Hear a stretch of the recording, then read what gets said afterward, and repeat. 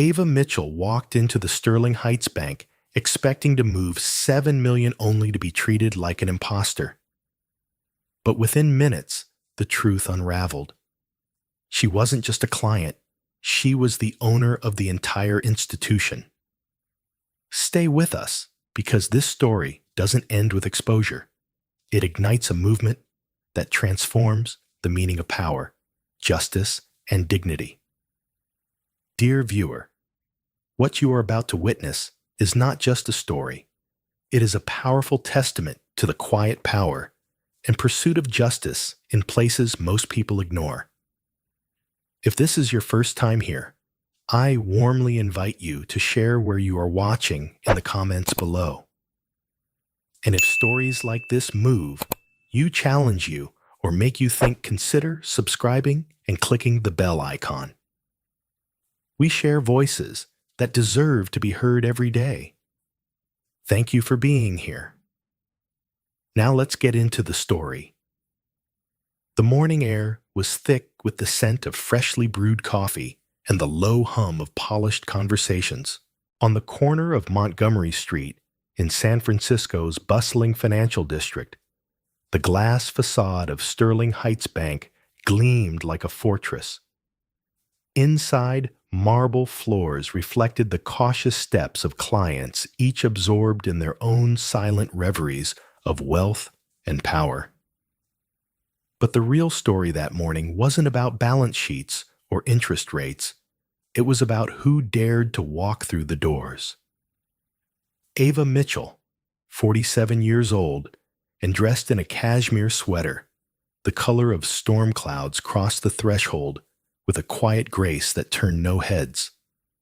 She wore dark jeans, simple leather flats, and carried nothing but a slim black portfolio. Her hair, a sleek bob, just brushing her collarbone, framed a face marked not by the softness of privilege, but the resilience of battles fought and won. There was no entourage trailing her, no assistant whispering confirmations into her ear. To an observer, she might have seemed like any other professional, perhaps an executive from a neighboring firm coming in for a routine transaction. But Ava Mitchell was not just any professional. She was the CEO of Mitchell Dynamics, a tech conglomerate worth billions, and the undisputed majority shareholder of the very bank she had just entered. Yet she chose to step in alone. The moment she approached the front desk, a young teller greeted her with mechanical courtesy, asking for her business. Ava's voice was steady and soft, almost disarming. "I need access to the private client lounge," she said, sliding her identification and a sleek black card embossed with gold. "I'm here to authorize a $7 million transfer." The teller barely glanced at the credentials before nodding, gesturing toward a glass-walled room near the back. "Of course, Ms. Mitchell," he said automatically, not bothering to truly read her name. Ava gave a polite nod, stepping past him into the lounge. It was a space designed to impress: leather chairs, arranged like chess pieces, a polished espresso bar humming in the corner, and an atmosphere so meticulously curated it felt almost sterile.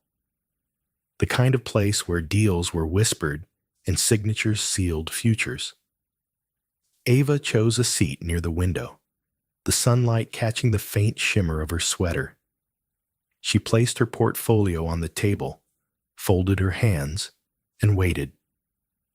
The quiet was broken only by the soft shuffle of papers from the receptionist's desk and the faint clink of ceramic cups from the bar.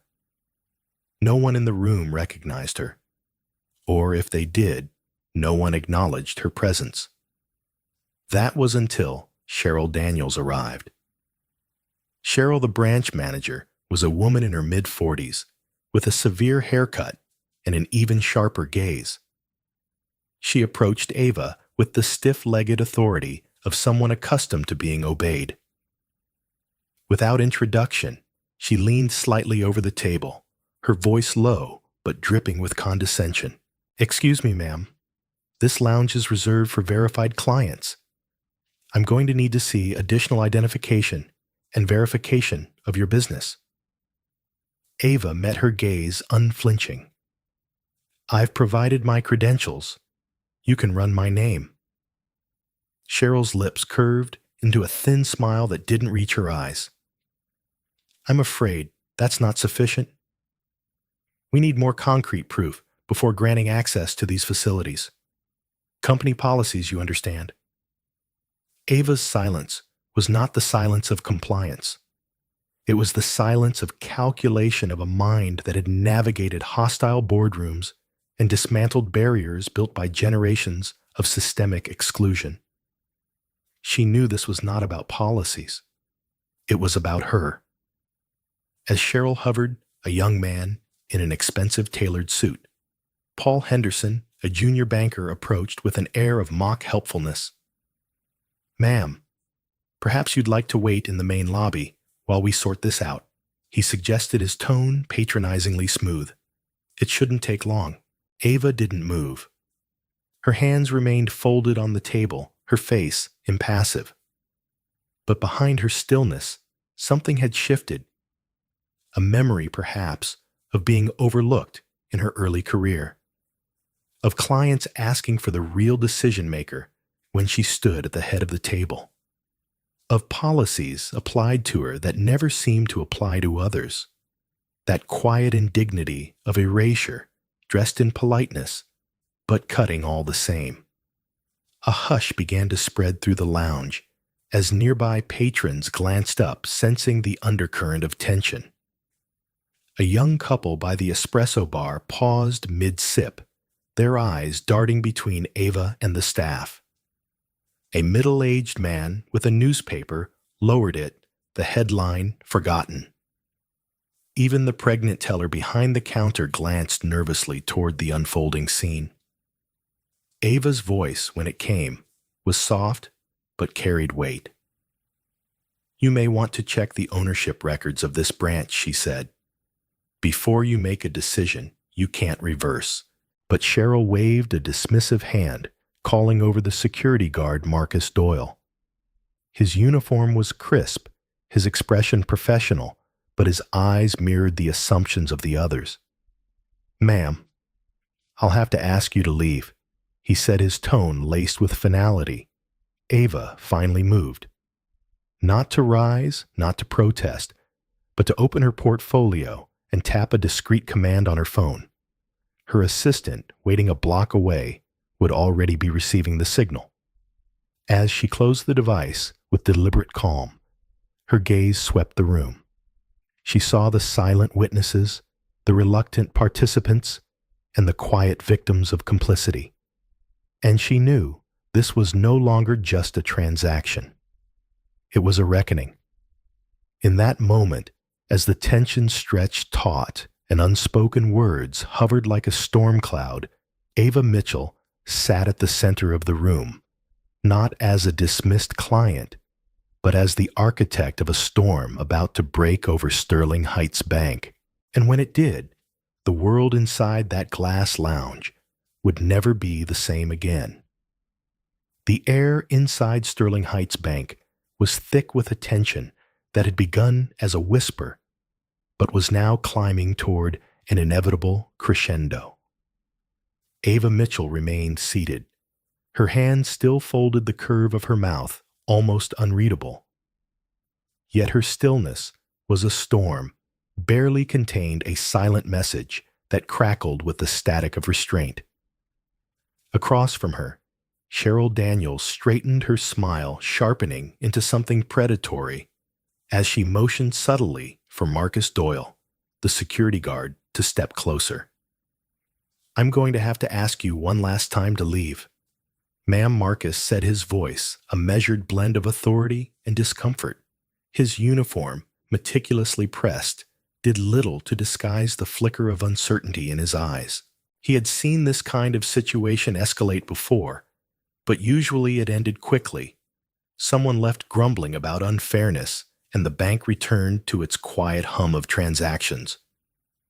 But this time, something was different. The woman before him didn't radiate the defiance of someone caught in the wrong. She exuded the patient confidence of someone waiting for the inevitable truth to surface. Ava met Marcus's gaze, her voice low and calm. "You're making a mistake, but I won't stop you from proceeding. Just understand that every word, every action here today will be accounted for." Her words, delivered with the cadence of someone used to being underestimated, sent a ripple through the lounge. A few patrons, sensing the gravity of what was unfolding, instinctively reached for their phones, their thumbs hesitating over the record button. But Ava's eyes flicked toward them, and as if understanding her unspoken plea, they lowered their devices. This wasn't about spectacle. This was about truth. Cheryl's impatience flared. "This isn't a negotiation, Ms. Whoever you are. We have protocols to follow." Before Marcus could lay a hand on Ava's arm, a voice broke through the rising tension, a voice that neither challenged nor pleaded, but simply stated a fact. "This woman is the CEO of Mitchell Dynamics. She owns this bank." Heads turned toward the speaker, a tall, broad-shouldered man in his early 40s who'd been sitting quietly at the edge of the lounge. His name was Caleb Hartwell, a seasoned investment advisor who had worked with Mitchell Dynamics for over a decade. His voice cut through the pretense, laced with an authority that didn't shout, but commanded attention. Cheryl's face blanched, her bravado faltering for the first time. "That's impossible," she snapped, though her voice lacked conviction. If she were, she'd have said something. Ava's lips curved into the faintest of smiles, not of triumph, but of quiet acknowledgement. "I didn't need to," she said softly. "You revealed yourselves without me saying a word." The words hung in the air, heavier than any accusation, clearer than any proof. But Cheryl, driven by pride and a need to reclaim control, waved dismissively. "This is absurd." She hissed, her voice climbing higher, tinged with panic. "Security, remove her now." Marcus hesitated. His training told him to follow orders, but something about this situation felt off, felt wrong. The woman seated before him didn't resemble a criminal or a disruptive client. Her posture, her calm, her deliberate words, they spoke of power, not deceit. And now, with Caleb's revelation echoing in his ears, doubt clawed at his certainty. The pause was long enough for Ava to speak again, her voice cutting through the thickening silence. "Check the ownership records. You'll see my name. You'll see the documentation signed and notarized by your own compliance officers." Or, she added, her gaze narrowing slightly, "You can continue on this path and see where it leads." The air shifted, as if the very walls of the bank were absorbing the weight of her words. Clients began murmuring, their voices low, but urgent, some nodding, some shaking their heads. A woman near the window whispered to her companion, "She owns it." Then why is she being treated like this? Cheryl's veneer cracked further, her voice rising to a near shriek.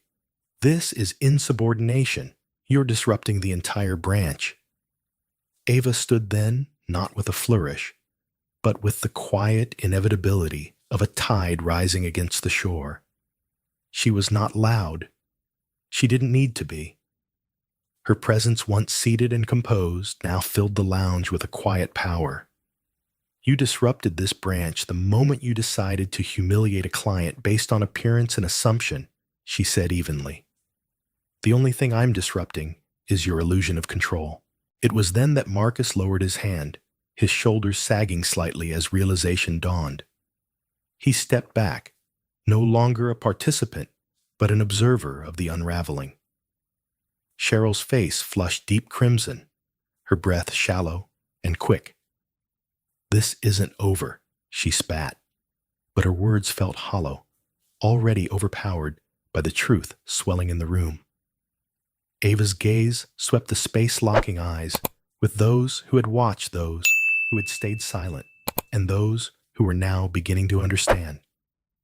Her voice when she spoke next was quiet but carried the force of a verdict.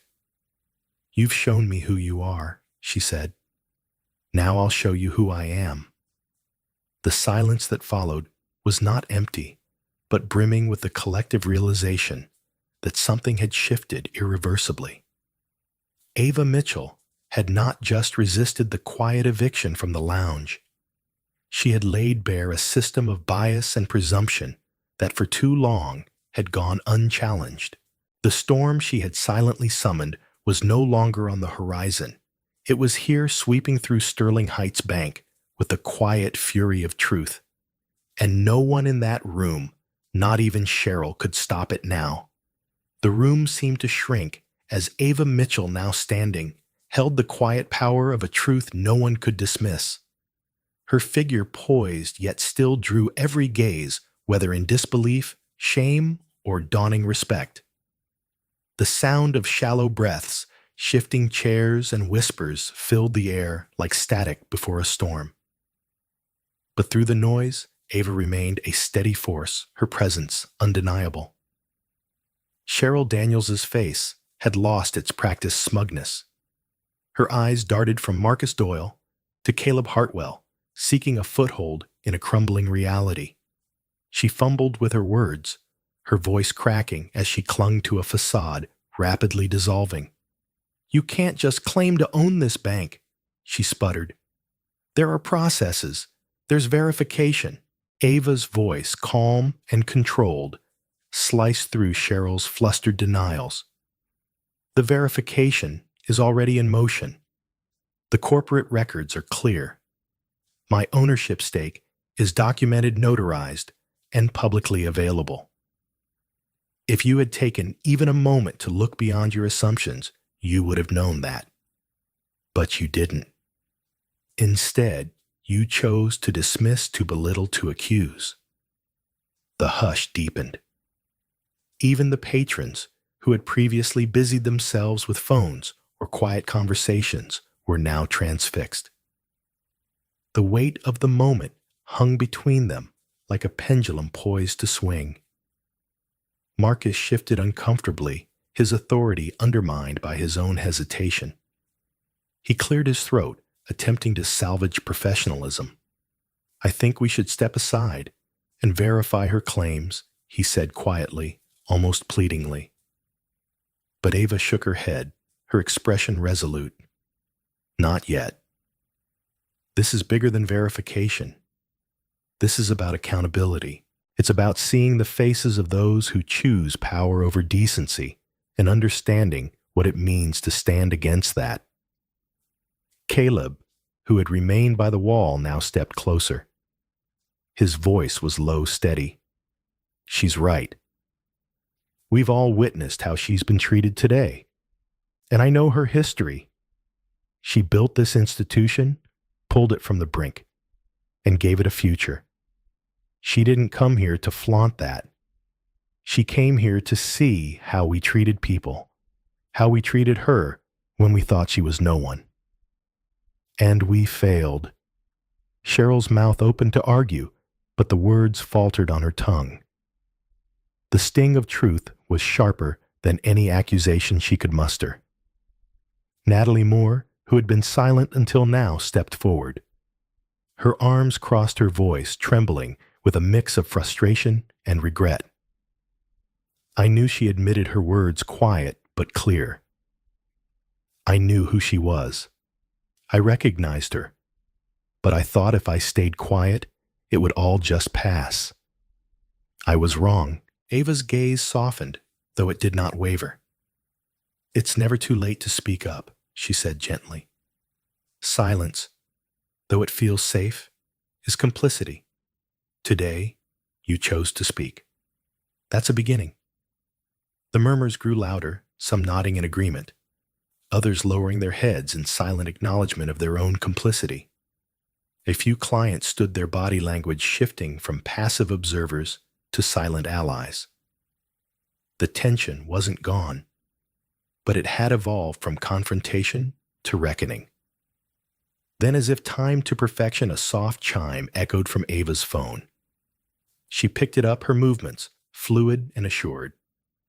On the other end, Carla Evans's voice was calm, precise. Ava, verification is complete. Corporate compliance has confirmed your ownership. Records have been logged and distributed. The board is aware, and they're watching. Ava lowered the phone and looked directly at Cheryl. You've heard it now. There's no hiding from the truth. The institution you tried to weaponize against me is mine. The power you thought you held was never yours to wield like this. Cheryl's hands trembled as her gaze darted around the room seeking allies. But even her usual supporters, Edward Klein, who had been lurking near the espresso bar, and Robert Sterling, who had played the reluctant assistant, stood still, their expressions unreadable. The quiet unity of Ava's stance had rippled through the room, disrupting the invisible hierarchy they had clung to. Ava stepped closer, her voice dropping to a near whisper, though it carried to every corner of the lounge. It's not about revenge. It's about resetting the balance. About reminding everyone here that institutions aren't defined by protocols or policies. They're defined by the people they serve and the principles they uphold. Her words resonated, weaving into the very air of the room. Cheryl looked as though she wanted to collapse under the weight of her own choices, but pride kept her rigid. Still, the trembling in her hands betrayed her fear. Ava turned, addressing the broader audience, now her tone warm, yet commanding. This isn't just a lesson for Cheryl or Marcus or Natalie. It's a call for everyone here to examine how we treat others, whether in moments of power or moments of vulnerability. It's about recognizing when we've fallen short and choosing to rise above it. As her words settled, an unexpected sound filled the air, soft applause, hesitant at first but building. Clients and staff alike, those who had seen the scene unfold, and those who had felt its echo in their own lives, began to clap. Not out of obligation, but out of respect for the courage it took to stand to speak to disrupt the silence. Ava accepted the acknowledgement with a simple nod. She wasn't seeking applause. She was offering a mirror to a system that had long needed reflection. She turned back to Cheryl, her expression both firm and forgiving. This isn't the end, she said quietly. It's the beginning. The beginning of a different way of doing business. One where truth and dignity are not optional but essential. Cheryl, her defenses crumbling, finally lowered her gaze. For a long moment, the room stood in the quiet aftermath of revelation. The reveal was complete, the stand unmistakable. Ava Mitchell had not just claimed her place, she had redefined it. And as the realization settled into the walls of the Sterling Heights Bank, a new chapter began, one where silence was no longer an option, and truth was the foundation upon which everything would be rebuilt. A stillness had settled over the room, heavy and profound, as if everyone present realized they were not merely witnesses to a confrontation, but participants in something much larger. Ava Mitchell stood at the center, unyielding yet calm, her voice, having already revealed the quiet truth of ownership and authority. But now, the silence was no longer oppressive. It had transformed into a waiting hush, the kind that precedes a reckoning. Caleb Hartwell, who had previously kept to the sidelines, stepped forward. His voice, low and resolute, broke the quiet. Enough is enough.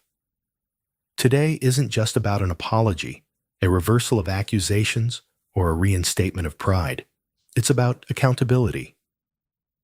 About owning what we've allowed to happen here, not just to Ava, but to every client we've marginalized through our biases and blind adherence to flawed protocols.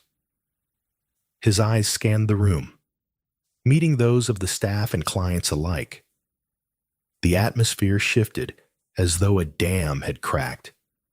The pretense of professionalism, the neat suits, the polite smiles, the calculated indifference collapsed under the weight of real consequence. Cheryl Daniels' facade was gone, replaced by a pallid face, her lips trembling. Robert Sterling shuffled his feet, his earlier excuses evaporating like mist in sunlight. Even Edward Klein, previously lurking with a smirk, now seemed to shrink against the wall, his shoulders drawn in. Ava didn't need to raise her voice. She simply stood a fraction taller, her shoulders squared, her presence amplified by the raw honesty of the moment. "This is no longer about what I endured today," she said, her voice steady, but carrying the weight of unspoken years. "It's about what so many others have endured quietly, unseen and unrecognized. It's about the layers of silent discrimination, the dismissals, the humiliations that go unrecorded, because those targeted have neither the platform nor the power to speak back, until now." Her words, though measured, cut deeper than any outburst could have. The staff exchanged nervous glances, the fragility of their positions made stark by Ava's unflinching resolve. It was Robert who spoke next, his voice cracking slightly. I didn't mean for it to get this far. It's just, the system was already there. We were following what we thought were protocols." Ava's gaze pinned him in place. The system isn't an excuse. It's a shield people hide behind to justify inaction. You followed a system that was designed to protect the institution, not the people it claims to serve. And today that stops. Here. Now. The door at the far end of the lounge opened quietly, and two compliance officers dressed in sharp but understated attire entered. They held clipboards and discreet recording devices, but their very presence was a signal the higher levels of accountability had arrived. One of them nodded respectfully to Ava, acknowledging her not as a disruptive client, but as a peer, even a superior. "Mrs. Mitchell, the elder of the two officers, said, corporate has authorized full compliance review. We've been instructed to proceed immediately with a complete audit of this branch's practices, client interactions, and staff conduct. Your leadership in this process is not just welcome, it's essential." Ava nodded, her expression calm, but her eyes reflecting a quiet fire. "Thank you," she said. "Let's begin with the staff who played direct roles in today's incident." Cheryl's hands, which had been trembling at her sides, clenched into fists. "You can't just do this," she whispered hoarsely. "You're not above the rules." Ava's voice, gentle yet unwavering, answered, "I'm not above the rules. I'm rewriting them. And today those rules will reflect justice and dignity." The compliance officers began reading out the initial steps: an immediate suspension of Cheryl Daniels pending a formal investigation, termination of Robert Sterling for dereliction of duty and complicity, and a permanent barring of Edward Klein from all corporate events and affiliations, citing documented instances of harassment and misconduct. Each announcement punctuated the air like a verdict, each name stripped of pretense, leaving only responsibility. Natalie Moore's voice, thin and uncertain, broke through. I'm sorry. I should have said something. I should have done something. I was afraid, but that doesn't excuse it. I failed today." Ava regarded her for a moment, the weight of disappointment evident, but tempered by a flicker of compassion. "Acknowledging failure is the first step toward change, Natalie," she said. "But change isn't just words. It's actions.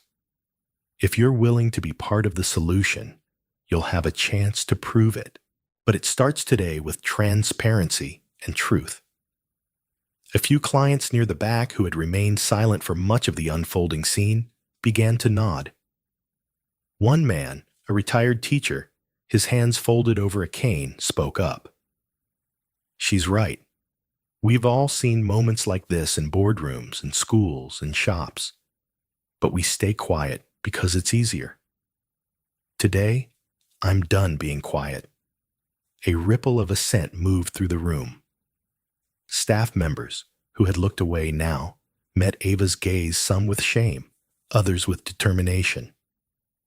The compliance officers continued their work, documenting names and actions, gathering statements, their presence a symbol that this reckoning wasn't performative, it was transformative. Ava finally turned to face the entire room. "This institution has failed not just me, but every client and staff member who ever felt voiceless here. That ends today.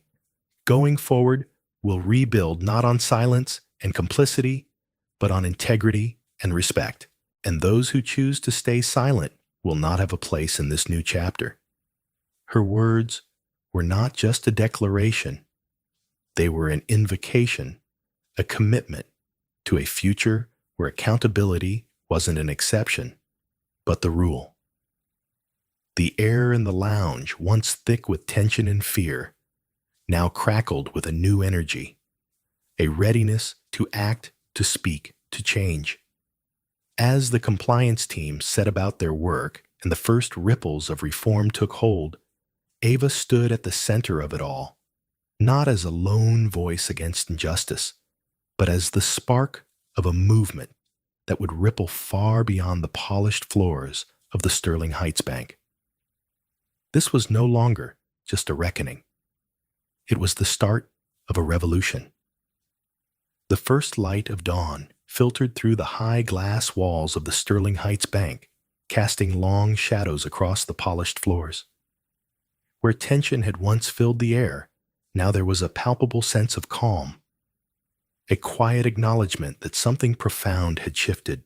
Ava Mitchell stood near the entrance, her gaze traveling over the transformed space. The overnight team, guided by the compliance officers, had worked tirelessly to realign the branch's operations with integrity and purpose. Gone were the hushed whispers of suspicion, the sidelong glances of judgment.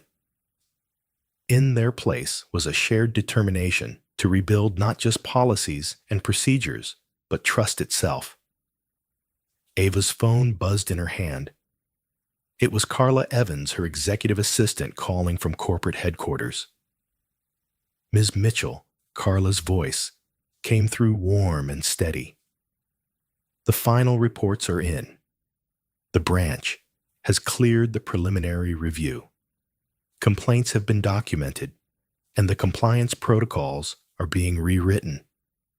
You did it. They're calling it the Sterling Rebirth." A faint smile touched Ava's lips, though her expression remained contemplative. "We didn't do it to make headlines," she said softly. "We did it because it was necessary, because we couldn't keep letting the wrong people define who belongs and who doesn't." Behind her, the staff, those who had stayed, those who had chosen the harder path of accountability, gathered quietly. Natalie Moore stood among them, no longer hiding behind procedure, but stepping forward, a hint of determination in her posture. Caleb Hartwell, calm and resolute, had already begun mentoring younger team members on how to foster inclusivity without compromising professionalism. Maya Reed, who had once been a voice of protest, now stood tall as a symbol of resilience, her quiet courage radiating strength. As clients began to trickle in, there was a noticeable shift in their demeanor. They were greeted not with formality alone, but with genuine warmth and a sense of welcome. An elderly woman approached Ava, her voice trembling with emotion. "I was here yesterday," she said. "I saw what happened. I came back today because I wanted to be part of the change. I didn't think I mattered enough to say something before. But now, I know I do." Ava's eyes softened, and she reached out to gently clasp the woman's hand. "You do matter," she said. "You always did. It just took a moment of truth for all of us to see it." Outside, the morning sun broke fully over the horizon, illuminating the glass facade of the bank with a golden glow. Ava stepped into the light, feeling the warmth on her skin as if it carried the weight of possibility.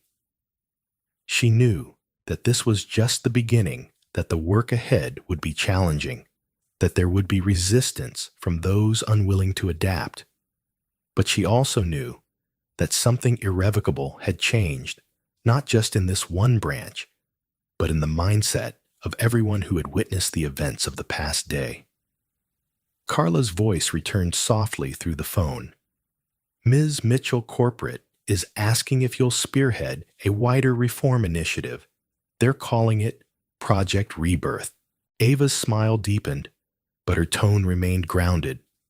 "Tell them I'll do it. But only if we start with the branches where the silent clients still wait to be seen, where the unspoken injustices are still lingering. We don't need a show. We need change." As she ended the call, the bank's atmosphere continued to shift. Conversations sparked quietly in the corner's staff members connecting with clients, listening rather than dismissing. It was not grand gestures or dramatic declarations that marked the rebirth of Sterling Heights Bank. It was these moments of connection, these simple acts of recognition and respect. Ava turned one last time toward the branch, her presence no longer a disruption, but a catalyst. "Let's get to work," she said to no one in particular, but to everyone who needed to hear it. And with that, she stepped forward, not away from the challenges that remained, but toward the future that was already unfolding. Ava Mitchell's story is not just about a confrontation in a bank. It is not just a story of a woman being denied her rights or standing up to a system that tried to silence her. It is a testament to the quiet, unwavering power of integrity, the strength of resilience, and the profound impact of truth spoken calmly, yet unflinchingly. Over the course of a single morning, Ava's journey from an anonymous visitor in the Sterling Heights Bank to its recognized rightful owner was marked not by shouting or aggression, but by a composed determination that cut deeper than any outburst ever could. Her voice, though steady, carried the weight of a lifetime of being underestimated, dismissed, and overlooked. Her presence forced a reckoning not only within the walls of that bank, but in the hearts of everyone who witnessed the events unfold. As Ava stood firm, what initially seemed like a moment of personal humiliation transformed into a public awakening. The staff and clients alike were forced to confront their own biases, to recognize the small, insidious ways that discrimination and exclusion can manifest in even the most polished institutions. The silence that once protected prejudice was broken not by an outside force, but by the voice of someone they believed could be ignored. And in that breach, light poured in. But the most profound aspect of Ava's story was not her rightful exposure of injustice, nor the firing of those who perpetuated it. It was what followed the choice to rebuild. Ava didn't let her victory become a moment of personal triumph alone. Instead, she used it as a catalyst for collective change. The creation of the Sterling Equity Program, the reformation of policies, the introduction of verbal conduct audits, and the genuine reconnection between staff and clients all reflected her understanding that real progress isn't achieved through retribution alone. It requires reconstruction with a foundation of respect and equity. Ava's story reminds us that systemic change often begins with a single act of courage, but it endures through sustained commitment to integrity. It's a lesson for all of us, applicable far beyond the walls of a bank or the confines of a corporate boardroom. It challenges us to confront our own complicity in systems that marginalize others. It calls on us to listen, to speak up, and to stand firm when faced with injustice, whether in public or private, whether directed at ourselves or at others. In our daily lives, Ava's journey can inspire us to embody patience, courage, and the willingness to engage in uncomfortable conversations.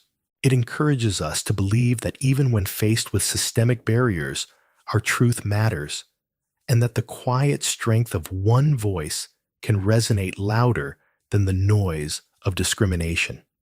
Ava's story is a powerful reminder that leadership is not about asserting dominance. It is about elevating others, about ensuring that dignity is never conditional, and about believing that fairness should be the default, not the exception. If Ava's story resonated with you, if it made you reflect, if it stirred a sense of justice within you, then I invite you to join us in amplifying voices like hers. Share this story with someone who needs to hear it. Start conversations in your own circles. And most importantly, subscribe to our channel. By doing so, you're not just supporting content that informs and inspires, you're helping to build a community committed to justice, empathy, and positive change. Let's make sure Ava Mitchell's story isn't just remembered, it's a spark that lights the way for others. Subscribe now, and let's keep this conversation going.